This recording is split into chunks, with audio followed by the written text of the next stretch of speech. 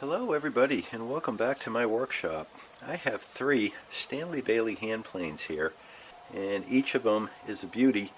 They're each a number 3, and I suppose if you add them all together that makes a Stanley number 9, but that's a different video.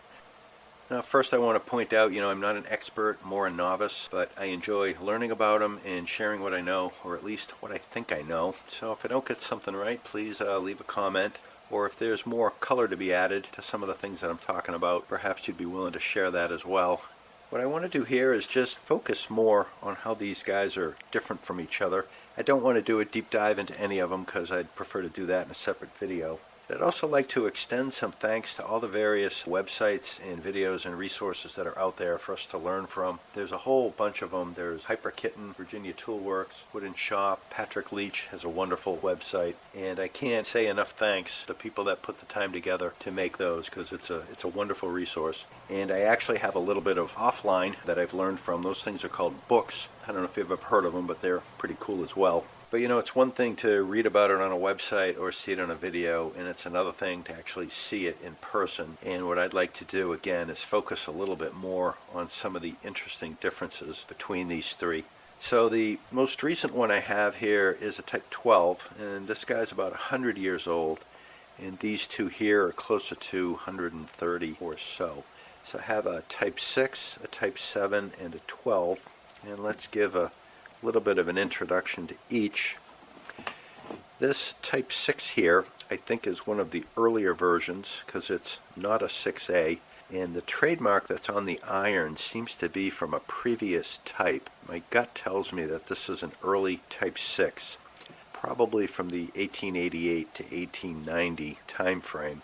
And on the inside of the depth adjustment knob, not terribly easy to read all of it, but I believe this says Bailey's patent, August 31st, 1858, August 6th, 1867.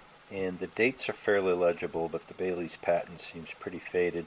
Maybe this has been cleaned one too many times. But I believe the stamping started somewhere around the Type 2s all the way up to the Type 6s. The second guy is a Type 7, and once again I think it's an early Type 7, primarily because it has a right-hand threaded depth adjustment knob. And the type studies say that the left-hand knob was introduced with the Type 7, but there's plenty of right-hand threaded versions out there. So it seems as though the first Type 7s had a right-hand thread, and that's what this guy is. And the Type 7, which is in my right hand, you can see doesn't have the stamping on the inside of it, although for all intents and purposes it looks like pretty much the same right-handed thread depth adjustment knob. It leads me to believe that it wasn't so much that they had a bunch of old parts on hand that made it into the subsequent types, as much as they made the changes incrementally through time. And this particular depth adjustment knob, they just chose not to put the dates in it, probably because the dates had expired, would be my guess, but still had the right-handed thread because they hadn't gotten around to implementing that change. Finally, we skip all the way up to a Type 12, and this guy has the Stanley, what's called the Type X trademark, which pretty accurately dates it to 1920 or 1921. So this is a middle of the Type 12. And just to point out what other people have said and to add a little bit of color to it, I don't think Stanley ever really thought of their planes as generations or types. People talk about they used excess or spare or leftover parts as they went from one type to another. My opinion is I think Stanley were developing planes as fast and as well as they could. And when problems were identified, their engineering teams and their manufacturing teams set out to solve that problem, and when they had a solution, I think they tried to introduce it into their hand planes as soon as they could. And one of the first things you might immediately notice is that the older 2 planes have the low knob, while the Type 12 has the high knob. According to the type study, the Type 12 was the first to receive the high knob. However, curiously, I have this old plane that I believe this is a number 4. I believe this is a Type 11, and it has the high knob. So let's take a quick look at the lever caps of these 3 guys. And if you look at them, they all seem very similar to each other. The oldest one, the casting looks a little weird, not very symmetric or very perfect. The Type 7 has the signature S cast into it. That's believed to be for the foundry called Session. And the Type 12 all the way up looks a little more regular and perfect. The slot where the spring goes for the tab is different in each of the three. And one other thing worth noting is when the Type 12 was introduced, the cam lever is a little bit longer on the Type 12 than on previous types. But if I line them up like so, you can see that this guy's a little bit longer. Talk a little bit about the irons. This is where things get interesting to me. This Type 6 has a very old iron in it. The hole for the iron is at the top and the slot runs to the bottom.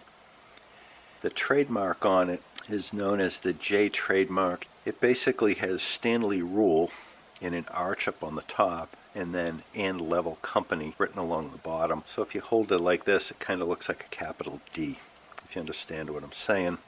And the other part that's cool is that the chip breaker also has a trademark on it. It says L. Bailey's patent, December 24th, 1867. One day before Christmas.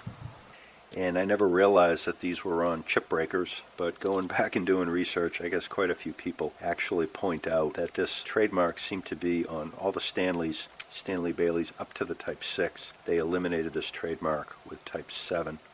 And we'll discuss a little bit more of the hole migrating from the top to the bottom in a minute.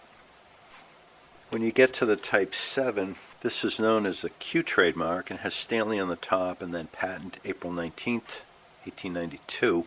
And if we flip it over, you can see they moved the hole to the bottom. And finally, the Type 12 has the Stanley Sweetheart logo, and this is known as the X logo. It was the second of the Sweethearts that dates this guy to about 1920 or 1921. And the chip breaker looks the same from the Type 7s on. So let's talk a little bit about these irons and how the hole migrated from the top of the iron to the bottom. Several of the websites that I found have the exact same wording describing this issue, which leads me to believe it all traces back to a single original author.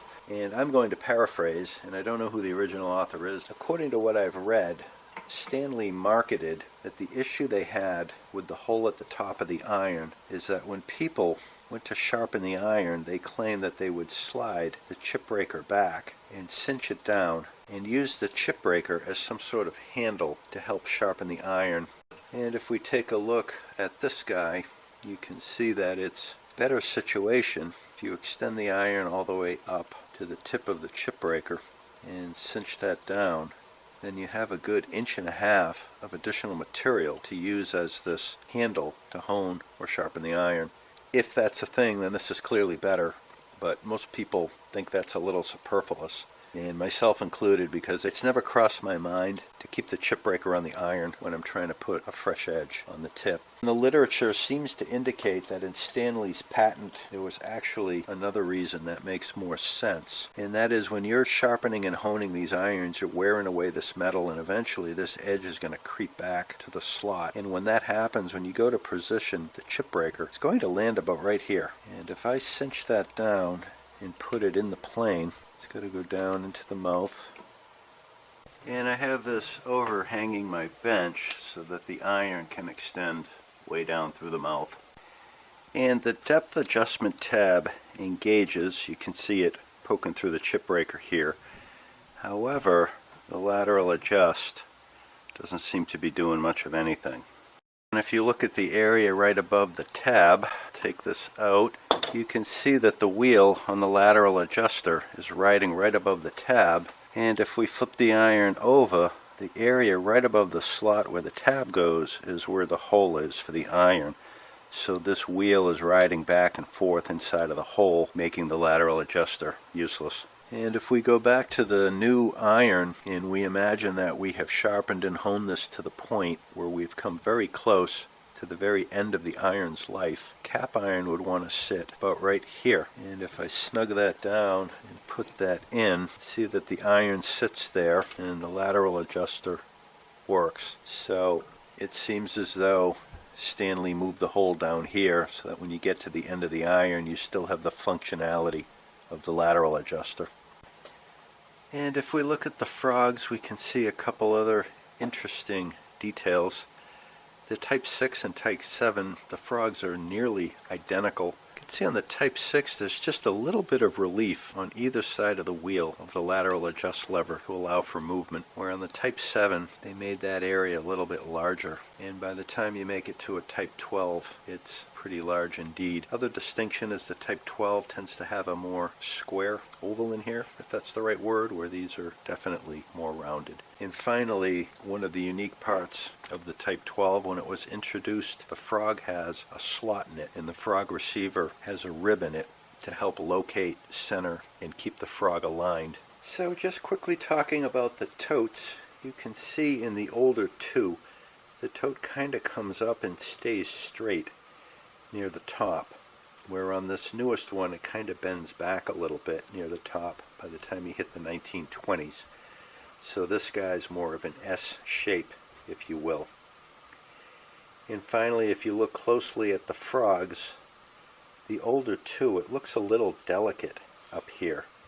There's not a lot of rib supporting the cast iron above the pivot pin of the depth adjustment knob, where in the new frog, or new to the Type 12, you can see they extended the cast iron up, and the frog itself looks more substantial in this area compared to this guy. And curiously, I've never seen anybody talk about this, but both of my older number 3's here, the Type 6 and 7, the tote doesn't quite fit on the body. I don't know if I can show this, but there's a gap down here and here, and you can kind of coax the tote to sit a little flatter, and it's almost like the shaft running through it, the bolt and the nut, aren't quite aligned with the hole in the tote. And like I say, it's happening on both of them. Show you there, you can kind of get it to coax. Now you can cinch the nut down tight and get it to seat, but I think it's just kind of strange that they don't seem to line up very well. And I don't know if anybody has any information on that. I'd certainly like to know if this is common or just something weird with the two that I have, or an artifact of something else that I don't understand. And the Type 12 doesn't seem to have that problem. And finally, I don't know how well this is showing up. The Japanning is black, but the back of the frog is kind of rounded in there, down where my finger is, on both of the number 6 and number 7. If I zoom in there, you can see it's got a rounded area back there. And when you make it to the number 12, you have the depth adjustment screw in there. That actually debuted with the Type 10. You have the larger depth adjustment knob, which debuted with the Type 12. And it's a little blockier back there, I guess. Not quite as rounded as the previous versions. And I don't know it for a fact, but I think that came with the new redesign of the frog and frog receiver. And that's all I have for this one. I thought I would just share what little I know and what little I have. Hopefully you got something out of it. If you've got something to add to the conversation, please leave it in the comments, and take care and keep your eyes out for the next one.